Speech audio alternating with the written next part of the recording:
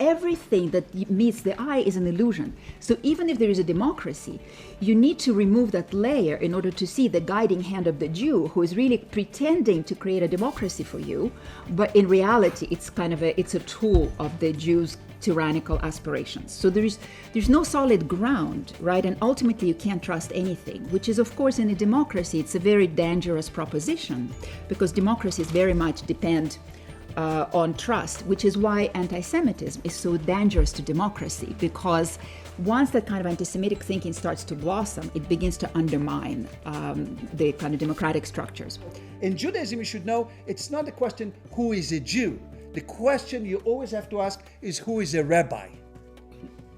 Are you a Reform rabbi? Are you a conservative rabbi? Are you an Orthodox rabbi? Are you an ultra-Orthodox rabbi? Are you a rabbi of Rabbi Stav of the, there are many questions that we ask. But we certainly do not have a definition of who is a Jew. And this is a big issue. In the old days of anti-Semitism, and especially the issues of modernity which were discussed here, either by the Nazi period or the Soviet period that we heard just now, or even prior to that, such definitions were not at all in the game, because they were made by others, they were not made by us. And others did not make this distinction.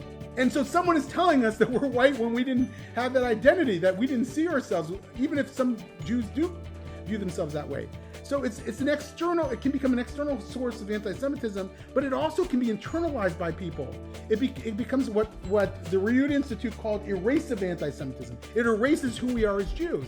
And in the words of Einat Wilf, in order for Jews, or certainly progressive Jews, to feel part of the community of the good, we want to all be part of the community of the good, we're willing to pay our pound of flesh to the ideology in a way that undercuts who we actually are.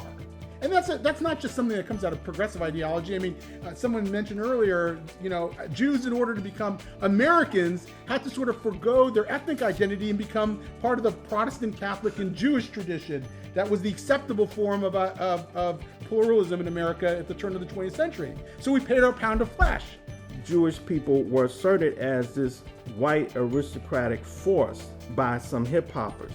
This caused many Generation Xers to listen to the music through the 80s and the 90s to view Jews as these oppressive agents. As hip-hop taught self-empowerment and community reform in the spirit elegy of Malcolm X, it condemned white oppression and demanded the system to change. If Jews were white, they also practiced exploitive behaviors toward black people. As James Baldwin mentioned, the Jew profits from his status in America, and he must expect Negroes to just trust him for it. For Baldwin and others, the Jews' ability to assimilate into the dominant population and succeed in America enabled them to become part of the white race in America, the race responsible for blacks' second-class status.